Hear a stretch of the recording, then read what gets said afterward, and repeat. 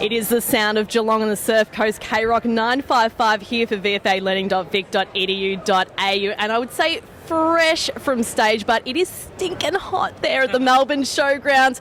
Performing on stage 2 at 3 o'clock this afternoon. Gerard, welcome back to K-Rock.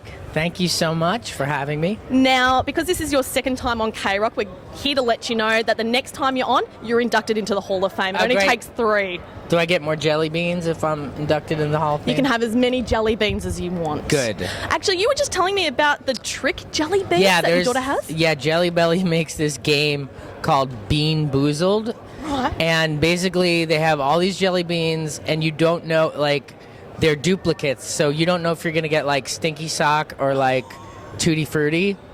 And my daughter became obsessed with this game, but she won't play it unless the only ones she'll eat are cut green grass and one other she can handle, toothpaste.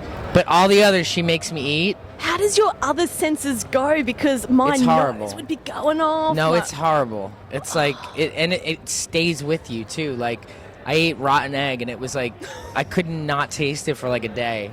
Are you someone who has a sweet tooth? Do you? No, not really. I don't consider myself, like, I'm not really into cakes or sweets or anything. But she is. She's a child, so. Once again, impressive suit. I love the tie collection you have. But across the 2 days, across the weekend, you have had incredibly hot weather, to put it politely. Yeah. It was a stinker in Adelaide. It was muggy. How do you go with the suit? I've had a lot of training. Like, back in the early days of My Chemical Romance, it didn't matter how hot it was, I always wore a leather jacket on stage. And then it was a bulletproof vest. And then it was a thick wool parade jacket. And then, so it's just been constant. And then suits here and there. Like, so I've never really worn anything comfortable on stage. So, how many ties do you have in the collection? Have you done a count? I haven't really counted, but I've gotten new kind of ties for this project. I have a lot of ties I used to wear, but like, this is an Hermes tie that I just picked up, and it's pretty fancy, and I like this one a lot. It matches my belt, so... It does too. Yeah, you've color coordinated really well. How about the socks? The socks aren't coordinated because you don't see them because I wear ankle boots. So if I ever switch to shoes, I'll start wearing coordinated socks. But all the socks are special too. So I got a proper suit made for me, so now it's like, oh, now I have to get good socks and ties. So you know you've made it when you have suits made for you. I made it. Yeah, I made it. How was it out there on set today? I had a blast today. Yeah. It was super, super fun. I went full Iggy, is what I call it. At the end, I dumped water on myself and crawled around the stage. My bass player actually missed a note because he thought I had died.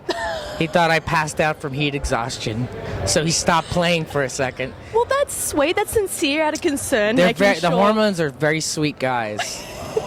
So I went full Iggy on it. Downtime. Do you get any while you're in Australia? What's on the rider? What do you want to get to? When we get downtime, I like to walk around. It doesn't have to be far from the hotel. I just like to get a vibe of the city, have a coffee, sit outside, maybe run into somebody, meet people. Like, I'm pretty chill. Or I write comic books. So, because that's my other thing. That's what I was going to ask you about. Yeah. I don't know if I'm correct in saying it's a side project or a side hobby, but another creative side for you. Right. It's such an interesting process, comic writing. It's super fun. As much as I want it to be a full-time job, it still is kind of a side thing. But I'm on my 4th graphic novel right now that's going to start being drawn in April. And then we're planning 2 back-to-back. So all in all, in the next couple of years, you're going to be seeing a lot of comics from Can you give us a little insight to what we're going to expect from it? Well, the 3rd Umbrella Academy series deals with this super prison that's stuck in a pocket dimension that is basically an old hotel. And it deals with the inhabitants of this old hotel. And you see a lot of that side of things. So where's the inspiration for it? Do you watch a lot of movies? Do you read a lot? I tend to not. Because, like, is this your own creative imagination? I mean, it does all come from somewhere. Like, I grew up reading Grant Morrison comics, so he's a big influence. So a lot of stuff I read from my youth inspires me now. I tend not to watch things that are new. Like, I don't watch Doctor Who, not because I don't think it's a great show, but I get so distracted watching a show like that I get too many ideas, and then I don't want to copy it, so I just don't watch it.